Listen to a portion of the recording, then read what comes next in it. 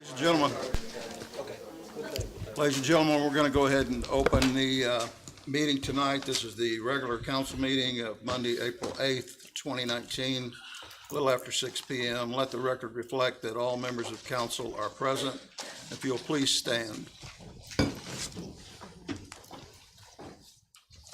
We always ask God's blessing on our meeting, but tonight I'd like to have a moment of silence, if you will, for Robert Eldridge, our city clerk's husband, who passed away 5 days ago from complications from a stroke. So please.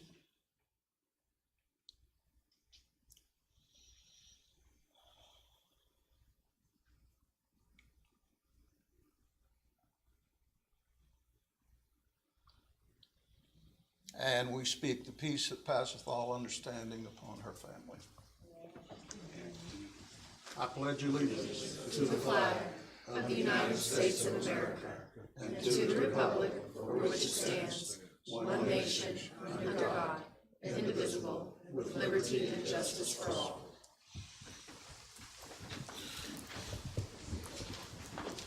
Thank you, ladies and gentlemen.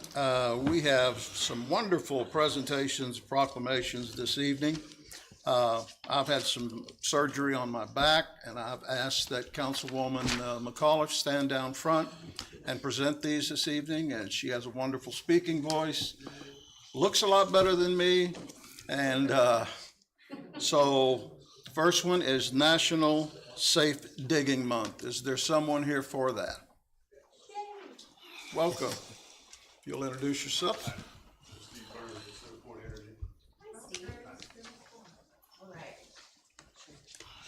A proclamation of the Office of the Mayor, City of Marque. Whereas the month of April brings with it a groundswell of outdoor work that includes landscaping requiring digging or planting, and regardless of how large or small the home improvement project, National Safe Digging Month is a way to remind all of us to call 811 before starting any digging. And whereas each year the nation's underground utility infrastructure is jeopardized by unintentional damage by those who fail to call 811 to have underground lines located prior to digging. Undesired consequences such as service interruption, damage to the environment, personal injury, and even deaths are the potential results. And whereas designated by the FCC in 2005, 811 provides potential excavators and homeowners a simple number to reach their local one-call center to request utility line locations at the intended dig site. And whereas National Safe Digging Month is a way to urge everyone who will be excavating to do their part in protecting not only the crucial underground infrastructure, but also their own health and safety. Before you pick up the shovel, pick up the phone. And now, therefore, we, the Mayor and City Council, by virtue of our authority vested by the City of Marque, Texas, do hereby proclaim April 2019 as National Safe Digging Month. In the City of Marque, and encourage all excavators and homeowners throughout the country to always call 811 before digging. In official recognition whereof, the Mayor hereby affixes his signature and the seal of the City of Marque, Texas, this 8th day of April 2019. Yay! Thank you.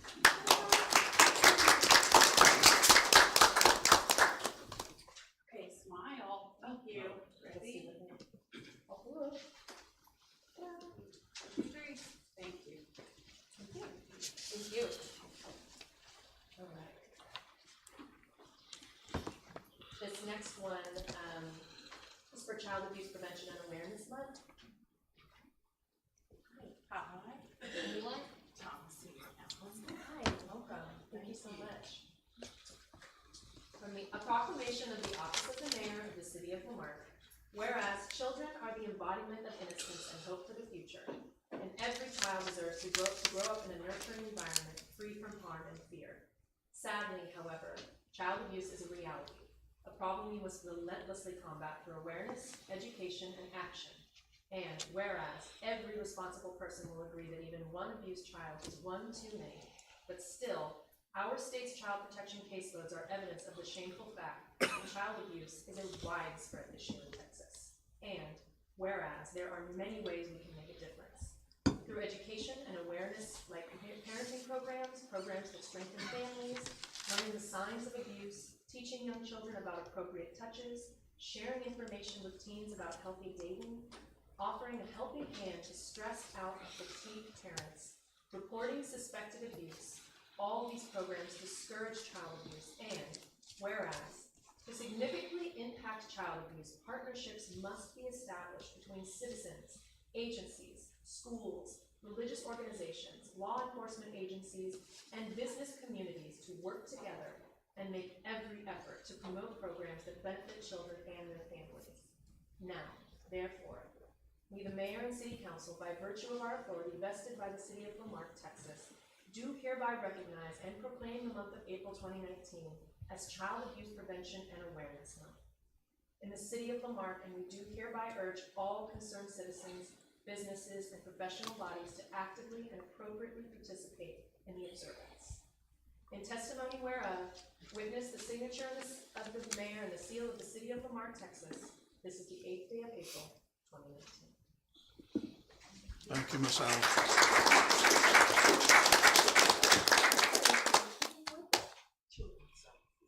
Oh, wonderful. Let's clap again.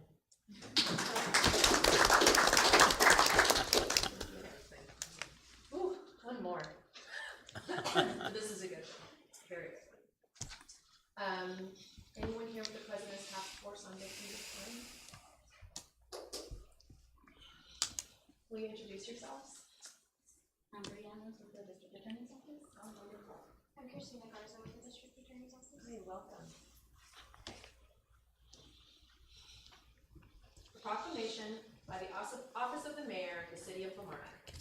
Whereas, in 1982, the President's Task Force on Victims of Crime envisioned a national commitment to a more equitable and supportive response to victims. And whereas, crime can leave a lasting impact on any person, regardless of age, national origin, race, creed, religion, sexual orientation, immigration, or economic status. And whereas, with the unwavering support of their communities and victim service providers behind them, survivors will be empowered to face their grief, loss, fear, anger, and hope without fear of judgment, and will feel understood, heard, and respected. And whereas, honoring the rights of victims, including the rights to be heard, and to be treated with fairness, dignity, and respect, and working to meet their needs rebuilds their trust in the criminal justice and social service systems. And whereas the city of Marque is hereby dedicated to strengthening victims and survivors in the aftermath of a crime, building resilience in our community and our victim responders, and working for a better future for all victims and survivors. And whereas this commemorative week celebrates the energy, perseverance, and commitment that launched the Victims' Right movement, inspired its progress, and continues to advance the cause of justice for crime victims. Now, therefore, we, the mayor and the city council, by virtue of our authority vested by the city of Marque, Texas, do hereby recognize and proclaim the week of April 7th through the 13th, 2019, as National Crime Victims' Rights Week in the city of Marque, and we do hereby urge all concerned citizens, businesses, and professional bodies to actively and appropriately participate in the observance. In testimony whereof, witness the mayor's hand and the seal of the city of Marque, this, the 8th day of April, 2019.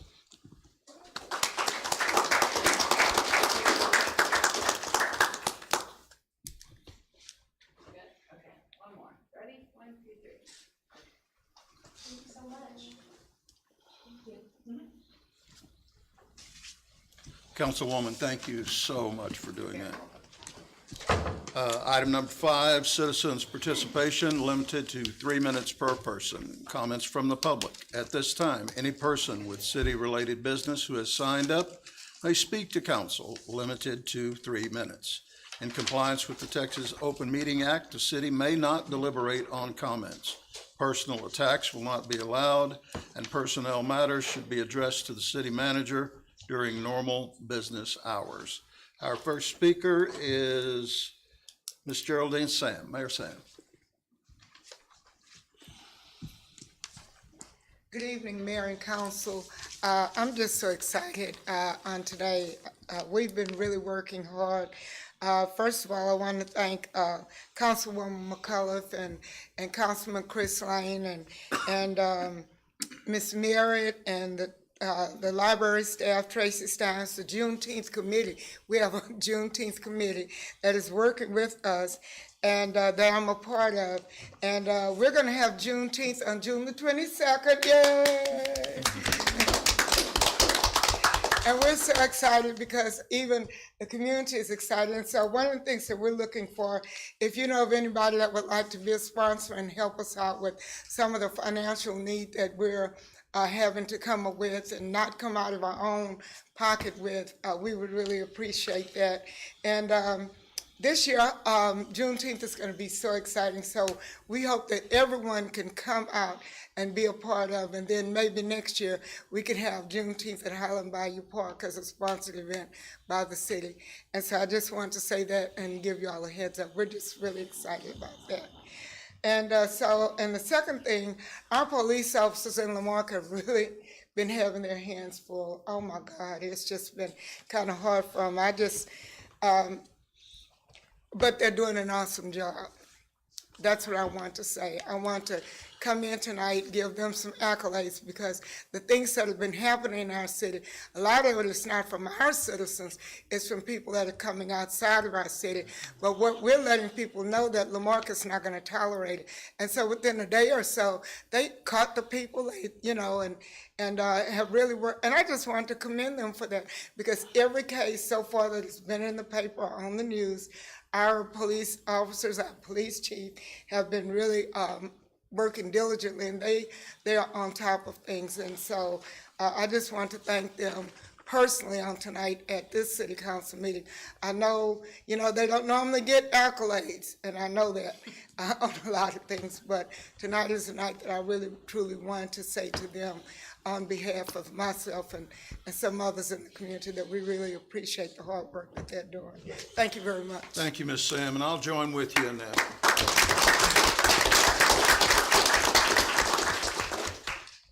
Mr. Hugh Cash.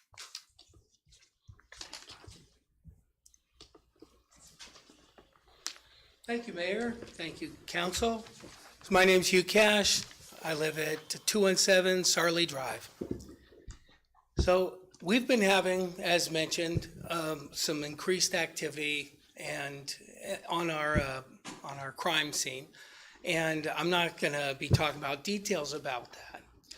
However, what I do want to say is that it's enough to cause citizens to be in fear, right? Some of the people that were hurt or were involved were innocent bystanders that were injured. And so it's really causing a fear within our community. Now, what we're seeing is that a lot of this stuff is drug activity, and there's some reasons for that. But we've got drug activity, shooting. Over on the west side, there was some home invasion not too long ago. We've seen increased theft. And most of these can travel right back to the drug activity. As we have this increased activity, the officers are pulled off the street because they have to do reports and things. And so we don't have nearly the presence that we should see.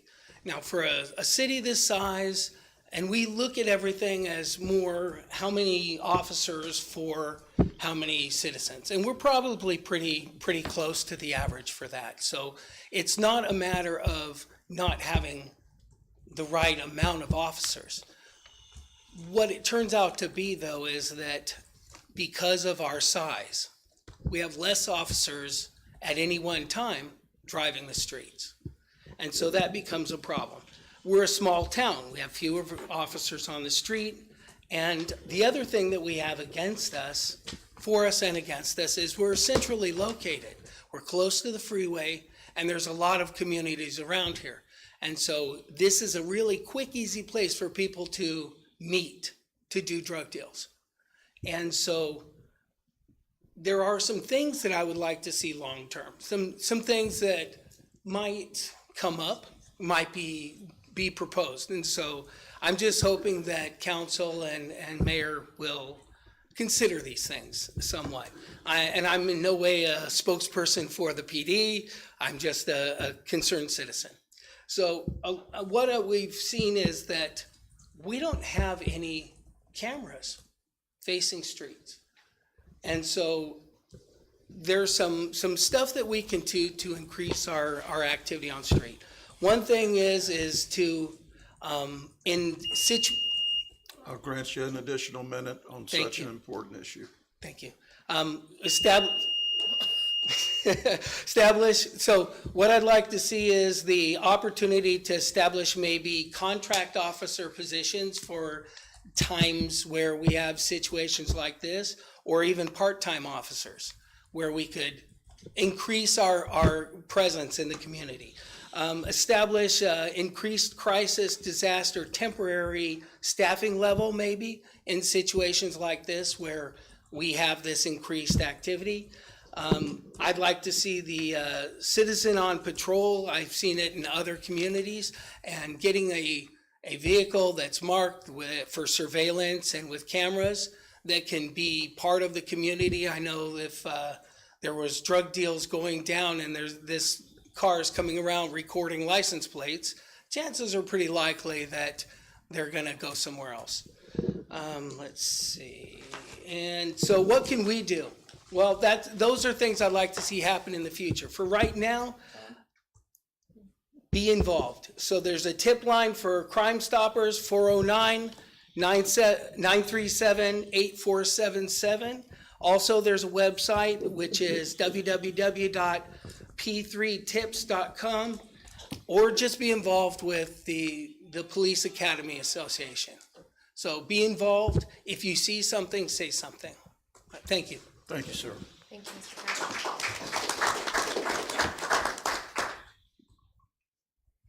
Next speaker is Ms. Deanna Bethay.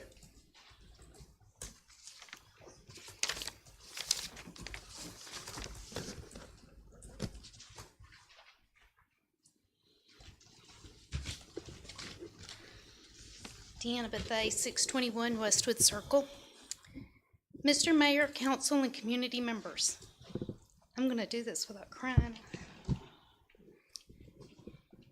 I would like to start by saying how very proud I am to have spent the last 14 years as a member of the Lamarque community. Councilman Lane, thank you for recognizing my passion and my commitment to the city and appointing me to the Planning and Zoning Board. I have cherished every moment as commissioner and chairman. Councilman Mitchtick, thank you for being the council representative for Planning and Zoning. It has been a great pleasure working with and learning from you. I hope I've been able to help in bringing Lamarque back to being one of the greatest cities in Galveston County to live. With that being said, it is with great sadness that I must submit my resignation effective May 1st. The Lord has opened doors for an amazing opportunity for my husband and I. Therefore, the next phase of our lives will be unfolding in Louisiana. I will continue to pray for the city of Lamarque and its leaders. It will be difficult leaving all of you and my friends and our amazing police department that I consider my family. I can only hope to find such a great parish in Louisiana to call my future home. Thank you. Thank you for your service.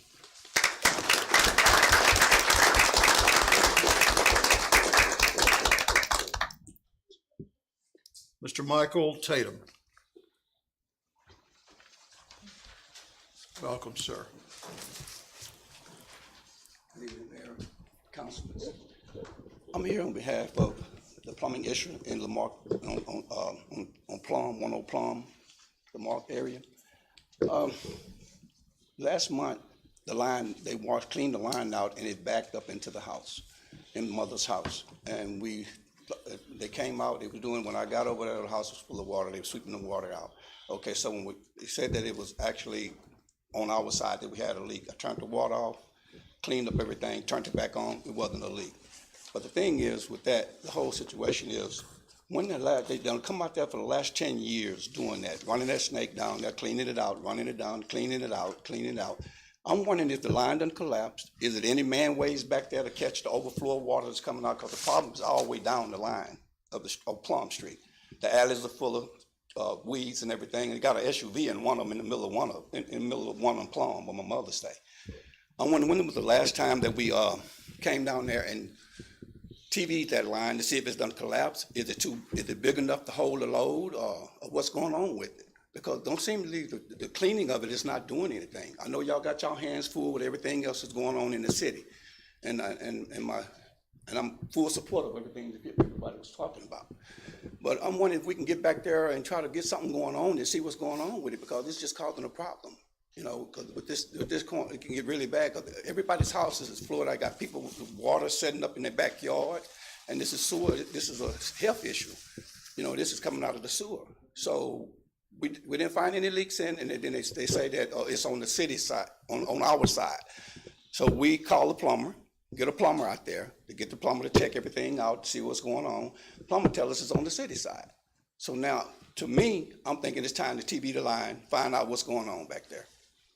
I know it's an old community, you know, but we all concerned about it. You know, there's some people there to take care of the things and love this community and love this city.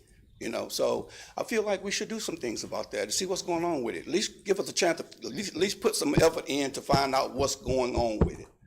Because there's definitely, if it's not any manholes back there, anything to catch that overflow of water, if the line is too small, we're going to continue to have that problem. And somebody will get sick eventually if their house is bagging up and plumbing is sitting up in their backyards like that.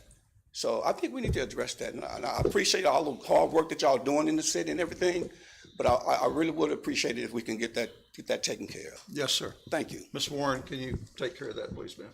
Thank you. Thank you, sir. Next item is item number 6, the consent agenda. Any council person want to pull anything from the consent? If not, I'll entertain a motion. So moved. Second. Motion is second. All in favor? Any opposed? Item 7, public hearing. A, conduct public hearing to hear public input regarding adopting resolution number R-2019-003, authorizing and creating trails at Woodhaven Lakes Public Improvement District Number 4 within the corporate limits of the city of Lamarque. Madam Clerk, will you call the time for me, please? 8:16. Is there anyone wishing to speak on this? I am going to hold it over, but is there anyone in the audience wishing to speak? Going once, twice, 3 times. Thank you. If you'll call the time, same time. 6:30. 6:30, we'll close the public hearing. Actually, we're going to keep the public hearing open and continue it. Item 8, under A, old business, discussion, possible action regarding adopting resolution number R-2019-003, authorizing and creating the trails at Woodhaven Lakes Public Improvement District Number 4 within the corporate limits of the city of Lamarque. Council, I'll entertain a motion to continue this table. So moved. I second. Motion is second. Any discussion? No discussion on the table. All in favor? Aye. Any opposed? B, discussion, possible action regarding a proposed development agreement between the city of Lamarque, Texas, and Woodhaven Lakes Limited for trails at Woodhaven Lakes subdivision and provide direction to the city manager. I'll also entertain a motion to continue the table. So moved. Second. Motion is second, no discussion on the table. All in favor? Aye. Any opposed? Item 9, new business. Discussion, possible action regarding adopting resolution number R-2019-006, authorizing certain officers of the city to sign and endorse checks and drafts for the city of Lamarque bank accounts effective May 1, 2019. I'll entertain a motion. So moved. Second. Motion to second. Any discussion? Hearing none, I'll call for the vote. All in favor? Aye. Any opposed? Item B, discussion, possible action regarding adopting resolution number R-2019-007, authorizing certain officers of the city as authorized representatives to administer and manage the city's tax pool investment accounts effective May 1, 2019. I'll entertain a motion. So moved. Second. A motion and a second. Any discussion? Hearing none, I'll call for the vote. All in favor? Aye. Any opposed?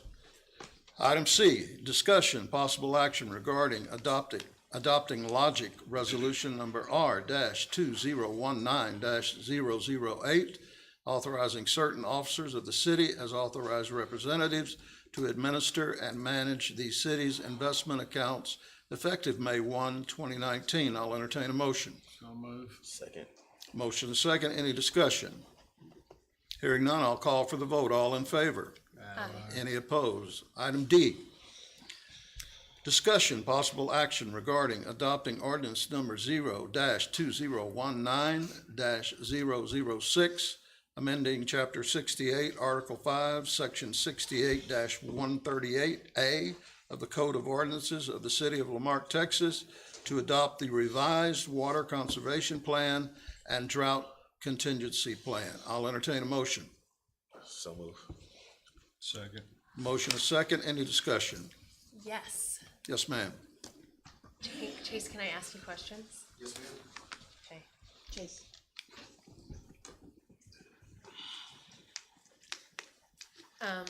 Yes, ma'am. So I found this so exciting. I was so excited to find this in our notes. I think it is such an important document, like so important, and it's clear you put so much effort into this. So thank you for all the preparation that must have gone into this Yes, ma'am. and research. I will spare you my 4 pages of notes and try to do everyone a favor and not go through every single nitpicky thing. But a couple of really big questions I had that are right at the start were, I wanted to make it clear that in tandem with utilizing a water conservation plan, we still have very concrete plans within our city to continue replacing water lines all over the city, correct? Yes, ma'am. As when reading this, it's one of those things that just constantly is in my head is like, these are all fundamental, all the BPMs, everything fundamental to us reducing our water use as a city and conserving and being smart and strategic. However, we are an old city with old infrastructure, so we're replacing a lot. If people want to look and see any of the plans that have been made public for plans for pipes to be replaced and what's next on the docket, where can they find that? The water line project that is beginning next week, we will put that on the website. Okay, But we have that document, we have the plans and everything, so I can give that to you as well. great. And that's one that that's the one that's, a lot of us in my district, right, in District Yes, ma'am. 2. Okay. Yes, ma'am, it is. So that would be great, because then I can share it. And since the individuals that just commented are on Plum, I'm sure they would love to see that. Yes, ma'am. Okay, can you talk a little bit about the proposed rates for the sort of tiered fees for water and wastewater use? I might not have understood it exactly in the document, but there was the whole section on. Let me pull it up. I'm gonna ask Miss Tina Ortiz to come up here as well. She's the UB manager. That would be great. Thank you, Tina. So, in doing a lot of research on what other cities are doing, it's kept coming up that in addition to, the city working on its own infrastructure and introducing toilet replacement plans and all this, that instituting a fair rate fee system is really important. But obviously, when we talk about rates and fees, I know you're hearing about that. So I just wanted to make sure it's clear on our end, is there a change proposed in this that I just missed, or are we already basing it on something we're already currently doing?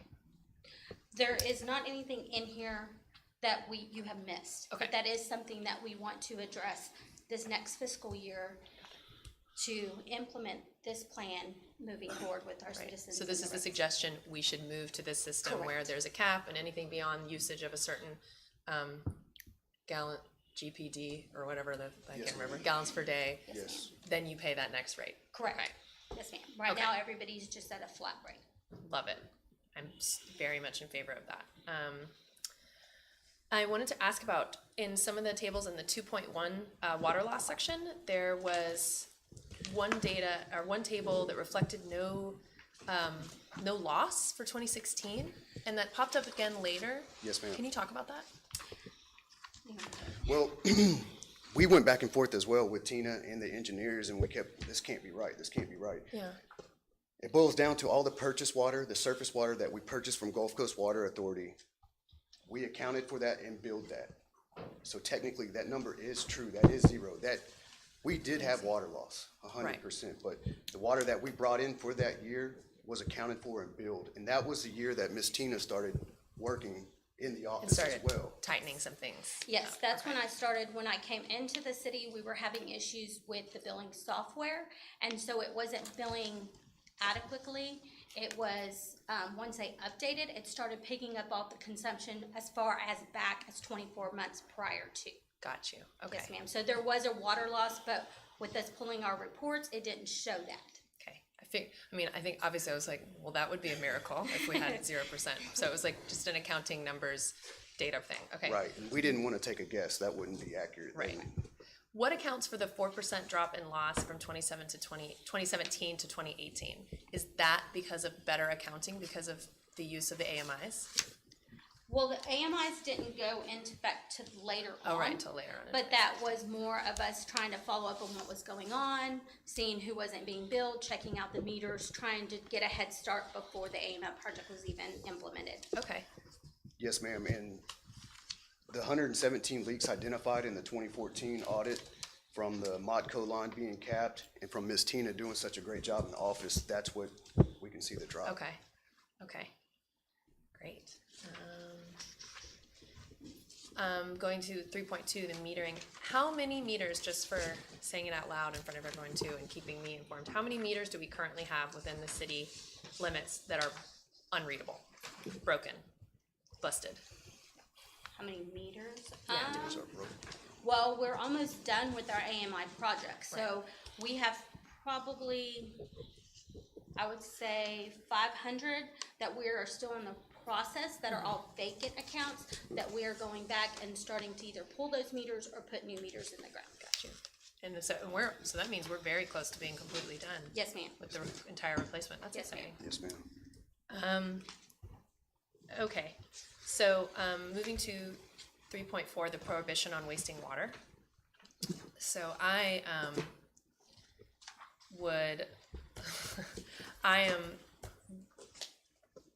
would love to propose, I'm very interested in the idea of the city of Lamarque adopting sort of the stage 1 water shortage step, which as I read it was, that's when we're in like the first stages of, ooh, things are tight, we need to enact stage 1.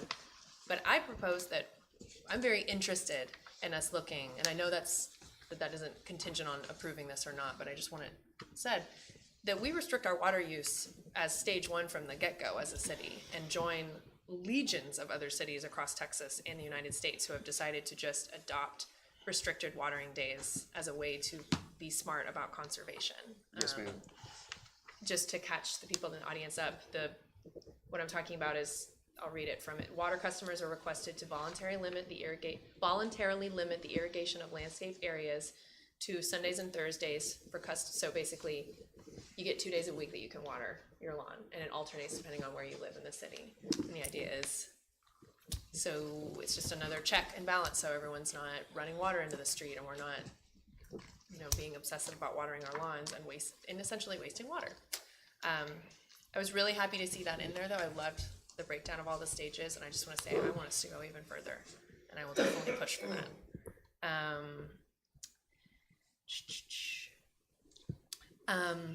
And on the same line, 3.5, the residential toilet replacement program. Very exciting, especially particularly reading about all of the cities across America that have, through different partnerships, public-private partnerships and whatnot, have been able to offer rebates and free exchanges. Before I would like it so that before we were to ever consider instituting a program for the public, that the city ensures that all municipal toilets adhere to this standard first. I have no idea if they do currently or not. I'm not up to date on the date of our toilets.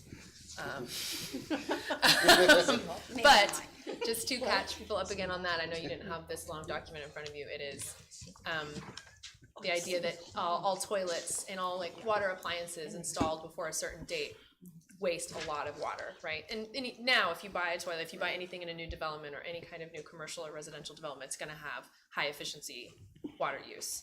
But a lot of our homes here in Lamarck are definitely using these wasteful toilets. But I would wanna make sure that we as a city, we're practicing what we preach before we tell anybody else they have to do it.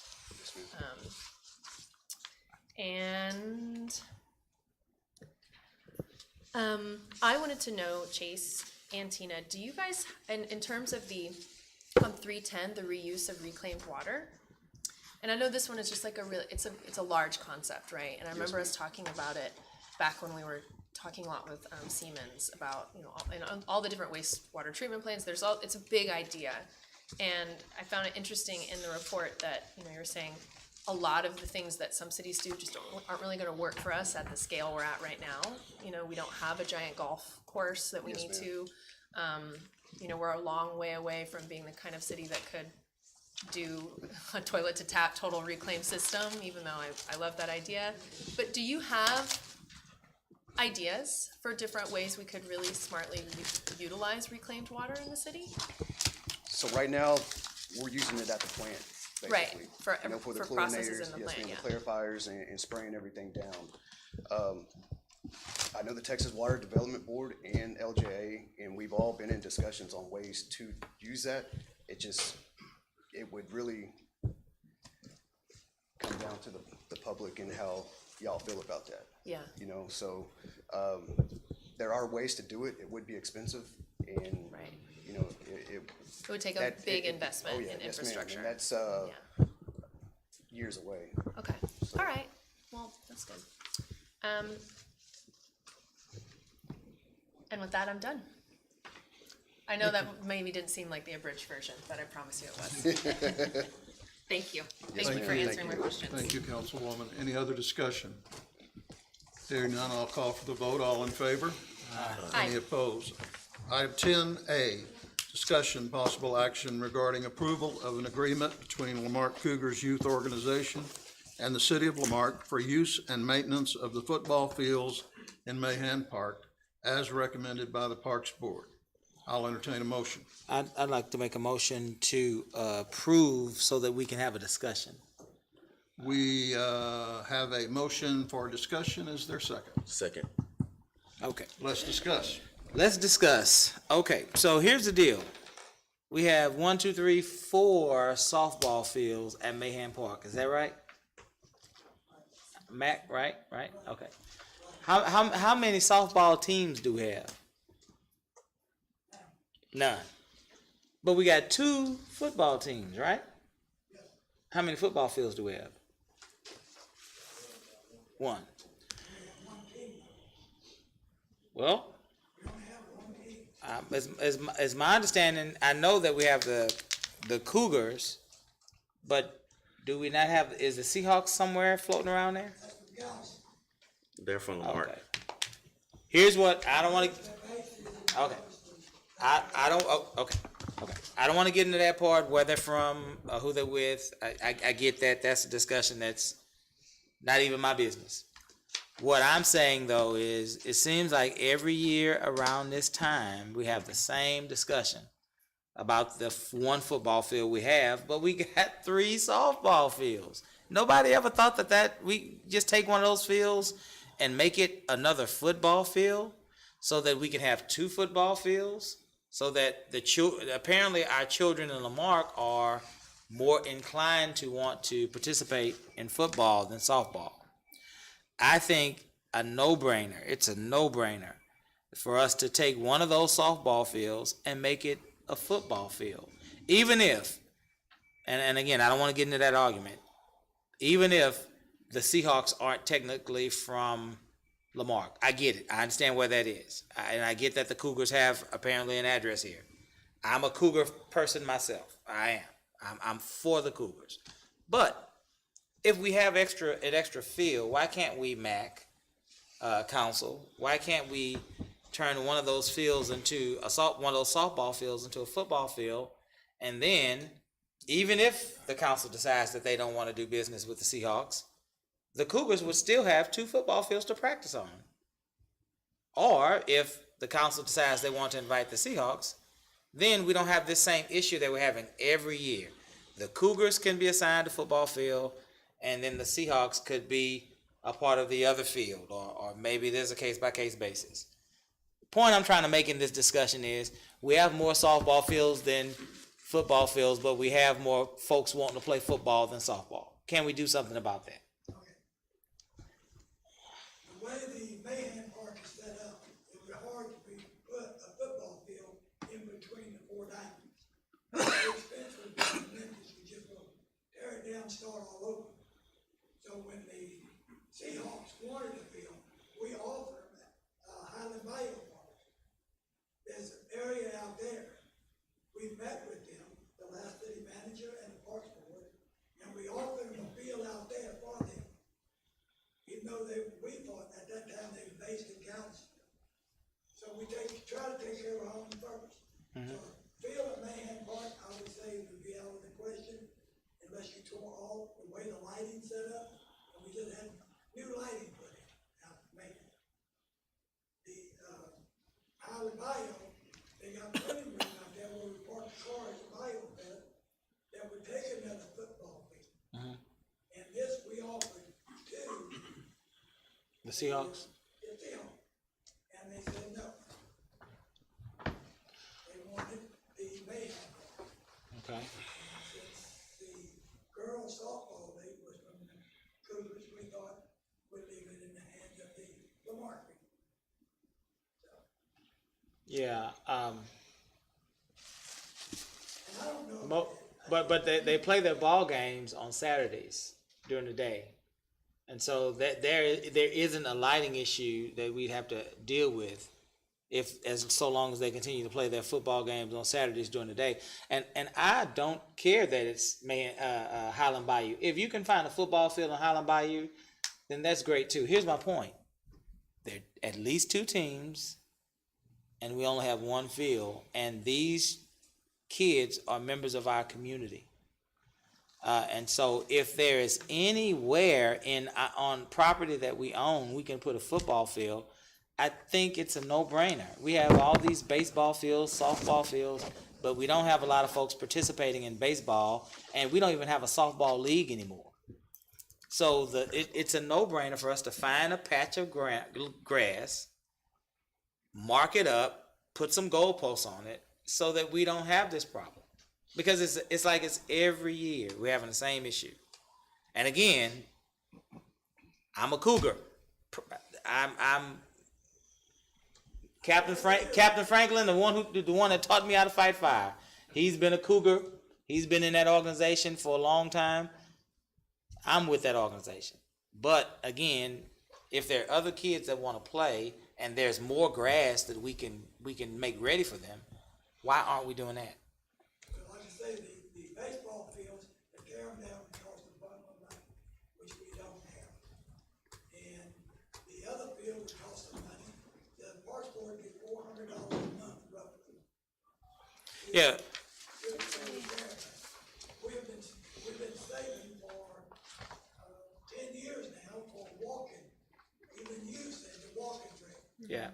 We try to get a concrete walking trail that even handicapped, it's like $140,000. Yeah. Well, we got 40,000, we've been pushing a little bit for this thing. And Yeah. we're gonna get started on that. And that, But as far as tearing the field down at Mayhem, I would say it would be almost impossible to go back. I don't care where it is, Mac. It can be long as it's in Lamarck. I'm 1 vote on this council, but I would find the money to put and here's what else I'll say. Since the Cougars are a homegrown entity, if we can take the plot of land at Highland Bayou and make it a nice stadium, and the Cougars want to move to that stadium because it might end up being the better stadium, then I would give them first dibs. But we have too much grass for our children not to be able to play if they want to play for the Cougars or the Seahawks or whomever they want to play for. So my proposal to us as a council in the Parks Board hearing is that we find a patch of land. We mark it out, Mac. And I would say you bring that back to us. This is a price tag, and I'm for one, I'm gonna be for it. Two things you said to me tonight. You get the money somehow, that's the number one. That's my pledge. One vote. Number two, now you will take care of the Cougars if they decide to move. Them two items out. Well, the Cougars are here somewhere. Yeah. I'm just saying, we're recognizing that they are the home according to, and I don't have any information on And they're this. there for Yeah, the record. let's stipulate. Point of clarification. At this point, Greg Randall lives in Delaney Cove. okay. Point of clarification. So let's say this. Yes, ma'am. Yeah. Correct. So Yes. so here's the thing. Since and I don't even think that's in Chris is making sure that the Seahawks are getting their fair shake. I don't think that he has a problem with if there are two not at fields, whichever one the Cougars want, have at it. And then let's let the Seahawks have a chance to do some business on the other field. That's my resolution.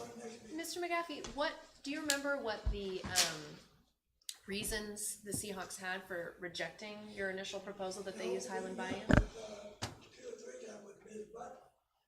Met him over there, about him and myself, he's with the park board. And we met with him and told him, had a big parking lot out there, if we would give them help, we couldn't give much help. And they refused it. And that was it. So, Well- we didn't go into detail and question why. We just felt that the Cougars should stay at Mayhem Park, that's what they wanted, and they take good care of the park.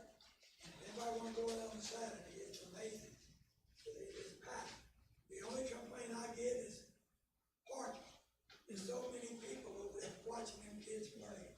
Yeah. We have a parking problem. I'm just curious as to, that seems like a pretty big gap of info to say, I'm in favor. I think it's a good idea. Like, let's take advantage and create more space, right? So we don't have to haggle over this one lot. That sounds like there's a lot of history that I'm not privy to most of it. However, I don't want to overlook the fact that we're saying, why not this spot? But I don't know anything about why that spot might be amenable or not amenable, or why the Seahawks found that to be an unsuitable alternative. And also, obviously, we're talking about a question mark amount of money that we don't know. But if I'm hearing you correctly, saying let's figure that out. I mean, let's put a proposal. Let's have a proposal that has quotes for what it would take to make an adequate, quality space for us, an additional football field. Well, the Seahawks didn't give Park Board much shame. They said Mayhem Park or none. So they got none. Well, then maybe a solution would be what Mayor Pro Tem is saying, and I believe you're echoing, and that is to build it and they will come. I mean, get a bid for 2 goal posts and somebody that can stripe that field out at Highland Bayou. Couple of bleachers? And a couple of portable bleachers, and if it's a nice place, people are gonna use it. And I will join in that pledge. I mean, unless it's $1 million, I don't think striping a field and 2 goalposts is gonna be something that the city can't handle. We have contingency funds for that, and so it's about time that we build another football field for the youth. I mean, even if the Cougars offense is on one and the defense is on the other, or they have a series of games and tournaments, we need another field. So I believe that is a valid solution. Mayor, I think Bo Hunter had. Bo, did you have something to say? Yes, sir. I'd just like to address the city council. At one time, the last time that we received any communication from the Seahawks was about 4 years ago. At that particular time, we were under the impression that the Seahawks were out of Galveston. Now, am I still confused? Are they out of Galveston or are they a local team? They're a local team. The president and athletic director reside in the city of Marque. And they recruit. In the city of Lamar. Yes, they have a significant amount of their kids from Marque and other municipalities. What I like to do is take the proposal. We all for kids. I think everybody in this room are for kids. That's right. Correct. And that's the whole purpose. the reason why it's complicated to have two teams at Mayhan Park at this particular time is because on Saturday when they play their ball game, parking is a problem. And if we have an emergency out there with if it's a problem now, you put two teams out there, and both teams are playing on the same day, but then we got double problems. Correct. Because you got a parker, if somebody get hurt, you don't have a place for an Right. ambulance or any emergency equipment to come out there. This is one of the reasons. The other reason is that we thought the Galveston, the Seahawks was a Galveston team, and we've never been approached by the Seahawks since they moved to the mainland. That's another reason. Right. We haven't been, they hadn't been to our meeting, and if they're a local team, we'll do everything in our power to try to find a place for these kids to play. We've got plenty of room out there. We can make 3 football fields Yeah. out there at Island Valley Park. Yeah. Plenty of room out there.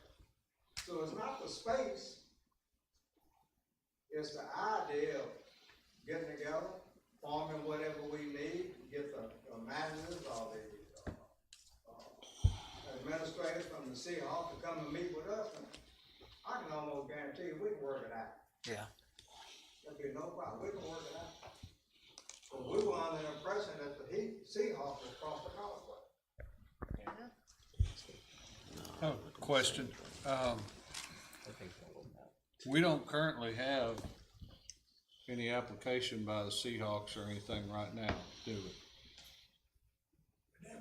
It's strictly just the Cougars contract in question right now.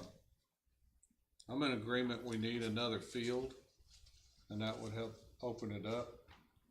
I don't see I'm going to suggest that we move forward because I'm looking at your expiration on this thing.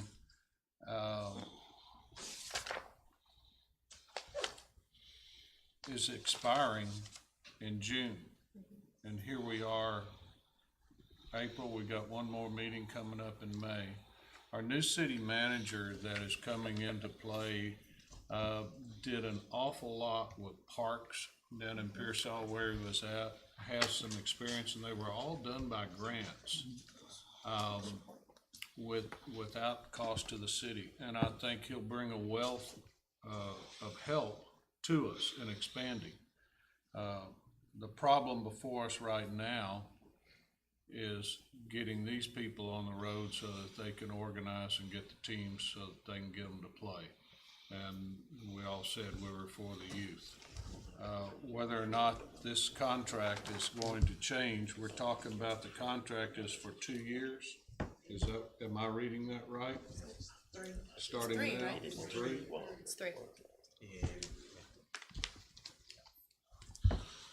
If we reduce that, change that contract, made a shorter term, that way it gives us some flexibility to redesign these parks. An annual contract. Yeah, maybe just an annual for right now, get this thing moving, but make it a 1 year. And at least we're on the road and we're working under the same, what we've been doing, but we'll get these people going. And give our new city manager and our parks board, because y'all are integral in designing the new plan. And Can I say, yes, sir. on the time limit, our attorney looked at it, and it's in our favor. We can drop Cougars, any other team, anytime we feel like, according to our contract. And by shutting him down for a year, that young man had a ball field, he put $17,000 in them fields to get a 3-year contract. And that was his money. And people don't like to do things too much to a field if they got a short-term contract. And that's why we went to the 3 years. Anytime if we get another football field by next year, you give the Cougars a choice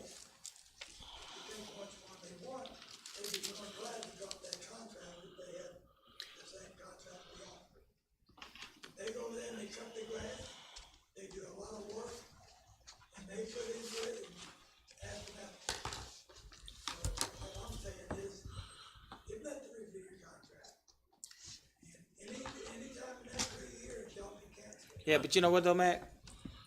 I get everything you're saying. I think though, the answer to this is found in making the space, creating and making space available. That's where the answer is going to be. We're only in April. We already have grass. So we're talking about 2 goalposts, a couple of portable porta potties, a couple of portable bleachers, and we're talking about a nice field out there at Highland Bayou. That can happen very, very quickly before the football season even starts. You get what I'm saying? We're gonna always be back here if we continue to do business the way that we're doing it, because structurally and fundamentally we have an issue with the way we do business with our parks anyway, because we're needy, and we're needing people to help us maintain our fields when it's always been incumbent upon the municipality to maintain their recreational spaces. And I know why you're doing that, because we didn't at one point, we didn't really have the resources, but we have to change the way we do business. It is not fair to even the Cougars to say to them, sign this contract, but then you're gonna have to mow, you're gonna have to repair, you're gonna have to. And I know why you're doing it, but it's still not fair. And we have to move beyond that way of doing business. I think we're strong enough now that we can start shifting some of the burden back to us as a municipality. Does that make sense? Well, it makes sense to you, but I like to let the Cougars know that this team, this city is behind them 100%. They have got up there and worked and put their sweat into it and then money into it. Yes, sir. If they decide not to move, or if they decide to move, let them make the choice. That's what we're That's doing. what we're doing, Mr. McCaffrey. Council, if I'm sorry to interrupt you, Mac. I think we can bring this horse on back to the stable real quick. Miss Sam, you had something to say? Yes, Mayor, I work with the Marque Cougars, and my son is one of the coaches with them. I don't know the Seahawks, I don't have a relationship with them. If we can get an extra field, that's fine, but these people have put in hard work, blood, sweat, and tears for right now. You're saying football season hasn't started yet, but they have to start practicing and getting those children prepared to be able to play so that they don't get hurt out there on the field. They do a really good job on teaching these young people how to play football, and I have to support them because I'm out there, I go out there all the time. There's not enough parking really for 2 teams out there. I just gotta say that, because you have so many parents, and then whatever team that they're playing against, their team is coming in and they're parking all on the other side. So you really don't have that much. Am I correct on that? The parking with the other teams coming in and all that. So you really don't have enough room to say 2 football teams out there.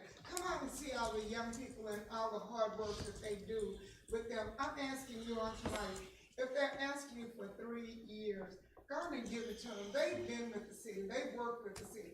They've worked with the kids in the city. I've watched them work with the kids in the city. I've watched them do fundraisers. I've watched them throughout all of the things that they do for these young kids. I don't know, I don't have a dog in the fight against this other team, because I really don't know who they are. I've never been to any of their games, but I have gone to their games. I know these people personally. I know what they're capable of. And if you're capable of putting something else somewhere else in the near future, that's fine. But they have to get ready. They have to get these children ready. So we should not deny them that right at this point, because they have to train. It's not just getting out there and hitting somebody. They have to teach them how to do it. And those kids are very well trained and very well prepared. So thank you very much. Thank you, Miss Sam. Before your arm falls off, I got you. Yes, ma'am, please. Hello, everyone. I'm Charlotte Hardy, and I'm with the Marque Cougars, and these are some of the coaches and representatives with the Marque Cougars. What we would like to say is that we're needing to get our contract as soon as possible, because we do have to notify the organization that we're playing with where we will be playing. So we came with enough time to give you guys an opportunity to look at what you guys permission to use the field so that we can start not only registering, but we have conditioning that's coming up. And without knowing whether or not we're gonna have a field, it's kind of hard to have registration for the kids, not knowing that in June or July this year, we will no longer have a field. The reason the 3 years would be important to the Lamar Cougars is because the kids come in sections. You know, you start as a freshman, you start as a PE player, and you go up, and by the time you're a senior, if we were to lose the field at that time, at least that group of kids would play on the same field and be together. And if the team would have to disperse and go somewhere else, it wouldn't break the kids up at that time because they grow up playing flag together. They go to freshman, then they go to JV, and then they go to the senior team together, as well as our cheerleaders. They're all as well. So we look at the 3 years for a lot of reasons. We have to plan each year to try to come up with funds to support the Lamar Cougars. What I'm proposing is when I go to other football fields and when we play with other teams, because we play with Valpo, and we also, some of the people here play with TIC and other organizations, it seems like their city supports their youth football, and I just don't understand why is it always the Lamar Cougars are on our own. So I would just like to know, because there are some things, the park board has been wonderful in coming out there with this, but we don't have a concession stand. And one of the ways that you help with football, I'm sure some of y'all have done it before, is with the concession stand. It would be nice to have a concession stand because when it rains, the drainage and things that we're having to deal with. So we're okay with dealing with those things, but if we don't know ahead of time, we can't put in our budget to say, okay, we got the field guys, we know what we have to do, we use sewer water, we used to have to provide our own stuff, we used to pay, even though we may need some more bleachers, so if y'all have budget to put some bleachers over there, we would like to ask you guys to come check out our bleachers, because it would be nice to have some new bleachers, because they're kind of saggy, but that's okay, we'll keep what we got. But at the end of the day, I have personally offered to share the field with the Seahawks, and they refused. Today was about the Lamar Cougars, not the Seahawks, and so I would like to keep focused on what the Cougars are trying to do in the community. We've offered to share the field with them, they didn't want to do that, so the only thing I want to do is not have any conflict, because when we don't have a contract in place, it could cause conflict. We have two teams out there and not a lot of parking, and there are different sides, and there are different ways that we handle things, the Lamar Cougars, a lot of the kids will not be accepted to other teams. So we have a lot of kids that aren't star players. Let's just put it like that. And we accept them.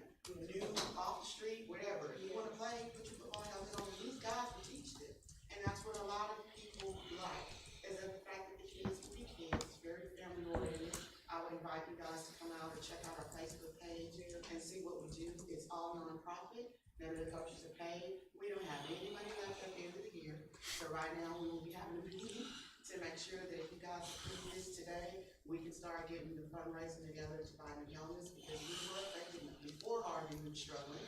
And when the floods came, we lost a lot of our helmets, not to mention a lot of kids took the things away. So, it's a lot of overhead. So having Mayhem Park in our community with kids from Lamar in our community, it saves not only the money, it provides us a way to still, when people say, hey, we're going to move to Lamar, there's one people that moved to Lamar, and she looked on the Facebook page and they came to us because they said, hey, we were looking for a place to move, and we saw that y'all had a little team, and we get our kids in a little team, so we're offering, stuff back to the community as well. So I just want to let you guys know who we are. I'm Charlotte Conway, and we would love to have our contract renewed, even if it's 2 years. 1 year would be hard because it would put us right back in the same stressful situation. We would be coming back here trying to prove you guys what we do, and basically we just coach kids. Thank you. Charlotte, thank you. I'd like to make a comment if I may. Go ahead. Okay. So first and foremost, as a representative of the city, we're here for the Cougars, and we're here for the Seahawks, and we're here for our kids in general. So we can't just reduce a decision back down and simplify it to a point where we're just addressing one group of individuals. Second of all, as a municipality, it's no other team in Galveston County that does not pay for their field. So I'm kind of offended that y'all would say that the city doesn't do anything for your organization where we're providing a free field. Right? Like yes, ma'am. Because, Hitchcock has to pay for their field. Tech City has to pay for their field. Yes, they have to pay to utilize the stadium at the high school. both Tech City teams. The Seahawks had to go to Tech City and pay $600 a game to play. And so, like, but like the thing is, I said all that to say is that you're here representing your organization, but as a council, yeah, but as a council, we have to represent all the youth. We have a vested interest in all the kids within the city of Lamar. And I don't mean to interrupt you, but we asked to be here. Yeah, yes, ma'am. Yes, ma'am. But let me finish, okay? Yes, ma'am. I'm with you. I'm with you 100%.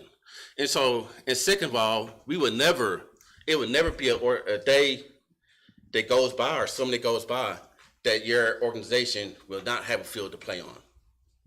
That's not what we stand for. Your organization will always have a field to play on. A 1-year contract, a 2-year contract, whatever the case might be, your organization, you never have to worry about not having a field to play on.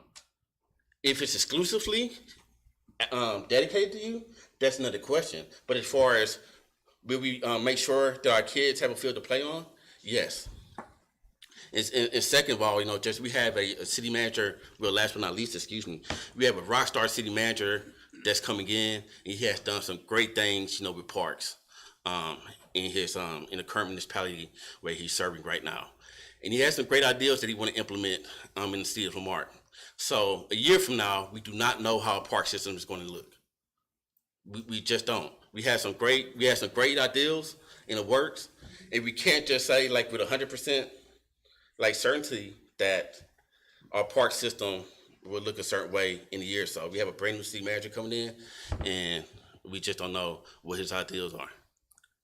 On that schedule, these people have tried to work. Correct. And then share the field. But it's not about the Seahawks, Mr. McGaffey. It's not about the Seahawks or the Cougars. Yes, sir. They wasn't local, so we wasn't worried about Seahawks, I'll be honest. They are local though, Mr. McGaffey. They're very local. Yeah. They are.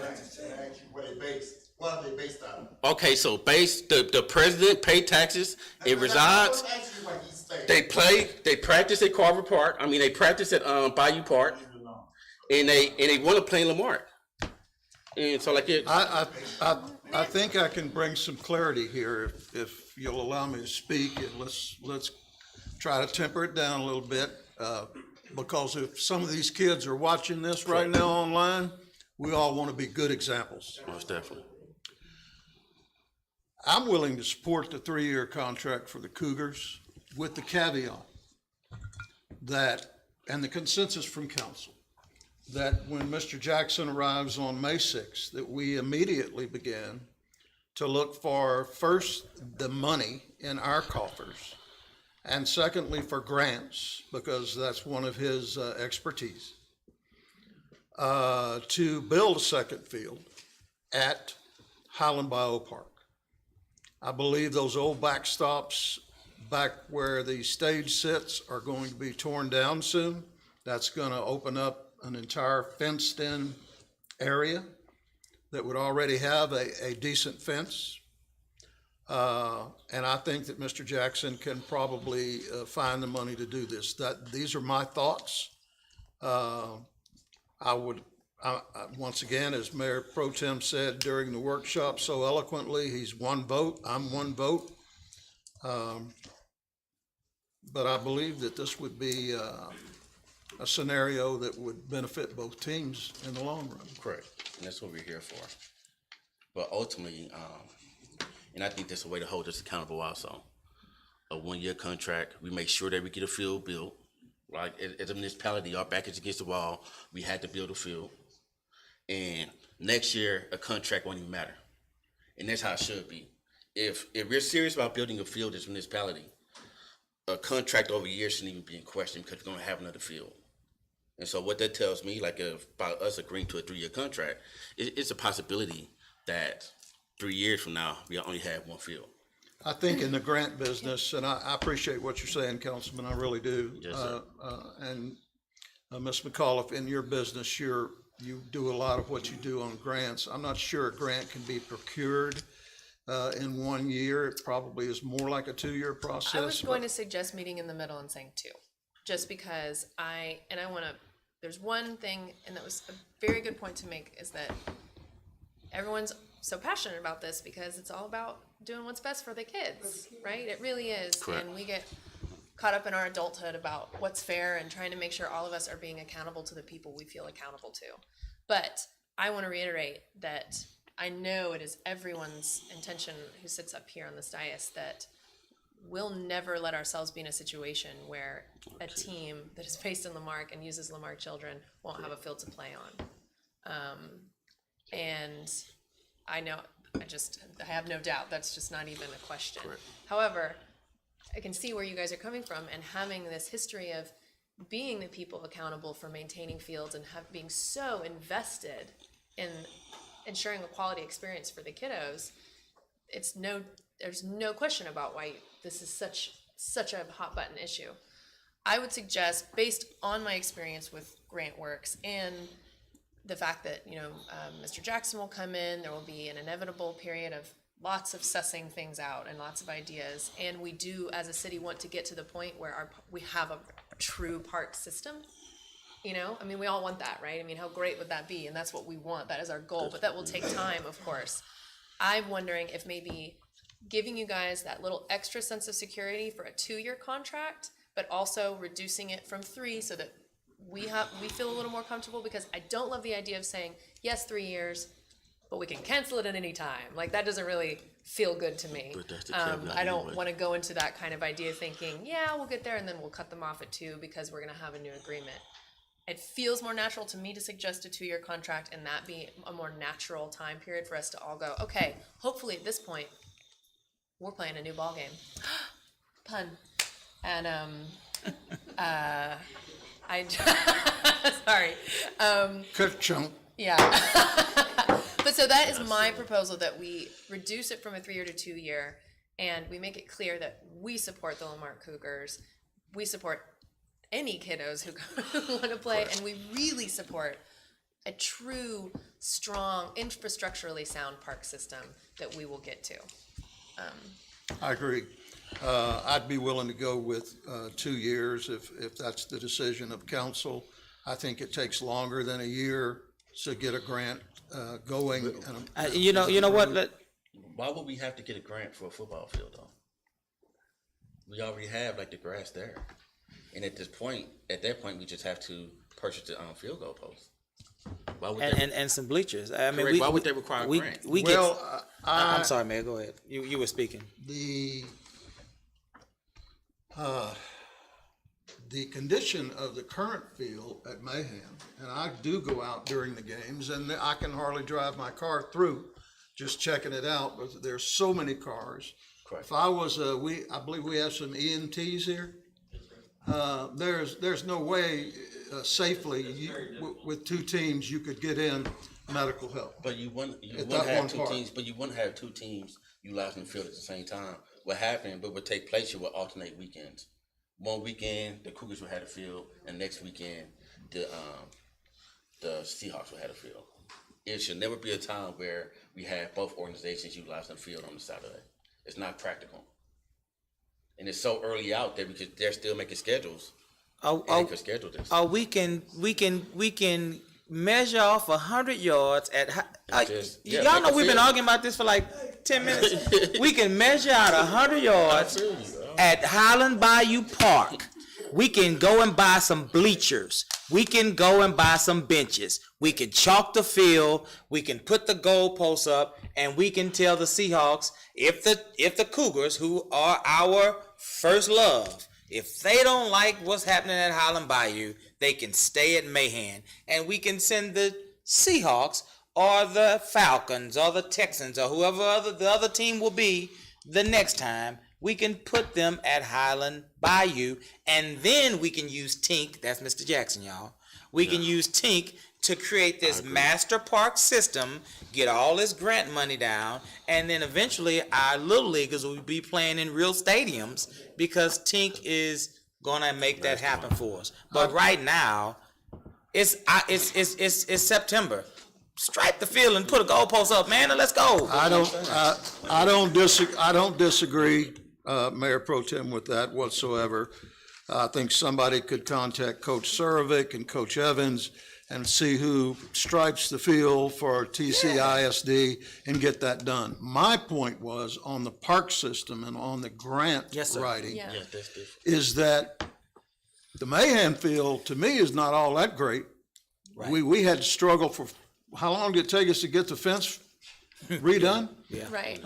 They don't have a concession stand. I mean, a parks grant could be very, very helpful in making that a first-class football field. And that's my point. I agree. As far as the other, I'll call Coach Cervick and Coach Evans and say, who stripes the field, and we'll get some goal. They even have portable goalposts. Yeah. So during BioFest, you just store them. That's right. And, Pull the bleachers back. and that's fine. But what we're here to discuss right now, and we have been in a long, a civil discussion about this, is we needed to make a decision on this item.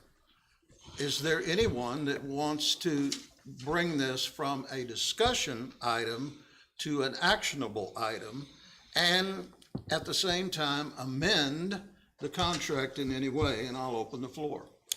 I'll support a 2 with the caveat that we will have a field built at Highland Bayou by the time this football season starts for whichever team would like to move. If the Cougars want to stay at Mahan, they can stay, and then the Seahawks can take Highland Bayou. I'll support a 2 on that. When's the season start? August the 31st is our first game. August the 31st. So to your statement, Ms. McCullough, not only does this make us more comfortable, it also in a way makes us uncomfortable. Because that means during budget, we're going to have to find the money to do that. And I don't think it's going to be that expensive. So is that your motion and your amendment? Yes, sir. We have a motion and amendment for a 2-year contract. Second. There's a second. Is there any further discussion? Hearing none, I'll call for the vote. All in favor? Aye. Any opposed? Thank you. Thank you, ladies and gentlemen. Woo. Item 10B. It's an annual exercise. You ever been to a Little League baseball game and heard somebody's mama hollering at the umpire? When you talk about kids, and my wife is the same way about our children and our grandchildren, things get pretty hot. And that's okay, because that's an expression of love and of caring. That's right. We appreciate you being here tonight. We appreciate the Parks Board. Thank you for all the hard work you do. Item B, discussion, possible action regarding amending original contract with TLC for debris monitoring in the amount of $72,457.81. I believe this is going to be reimbursable through FEMA. This was an overrun. I'll entertain a motion. So move. Second. Motion is second. Any discussion? Hearing none, I'll call for the vote. All in favor? Aye. Any opposed? We have no executive session this evening. Does anybody have any requests or announcements? I would just like to reiterate that it is very exciting, the Juneteenth celebration that is going to happen on June 22nd. The city supports this endeavor, and we look forward to this being sort of a way to figure out how we can have a more city-involved event in the future. And we're putting it together. We're scrabbling it together, and I really encourage anyone and everyone, because Juneteenth is a celebration for everybody. It is a celebration for all humanity, to join the city of Lamarque. Everyone here it'll be at Feigl Park, next to the library, June 22nd, 10 a.m. through 4 p.m. There's going to be a lot of fun stuff happening, and it's been a pleasure to work with citizens in the community to brainstorm and figure out a way to party. Thank you, ma'am. We've also asked Ms. Merritt in the PR department to help advertise and recruit. Absolutely. And I would also like to say thank you for the patience, accountability, and goodwill from Ms. Charlene Warren and from Ms. Colleen Merritt in this endeavor. You guys are top notch, as always. Thank you, ma'am. Mr. Mitchell. I would like to invite everybody and put the word out, because our next meeting, we will have our new city manager, and I'd like a good turnout to welcome this individual. And I believe there'll be a reception following. Yeah, that's May the 13th meeting, I believe. There'll be, he comes in first day at work on May 6th, and then our meeting, I believe, is the 13th. So yes, we will have some cake and punch. Thank you, sir. Mr. Lane. I would like to thank the Cougars for coming out in such large numbers. This just turned into like an annual exercise for the council, but it's no hard feelings. It's done out of love, and we also, no, excuse me, I'm kind of flustered. We really have a great relationship, and everything we doing and everything that we hope to achieve is for our kids. And so I just don't want anyone to take anything out of Personal. out of context. Not personal. Correct. Not at all. Not at all. That's it. Mayor Pro Tem. Good. I'd like, once again, on behalf of the council and staff, express our condolences to our city clerk, Miss Robin Eldridge, on the passing of her husband. It was very sudden. That memorial service is at Bayshore Baptist Church tomorrow morning at 11 o'clock. Council, we have sent a plant, and I will present a proclamation at the service.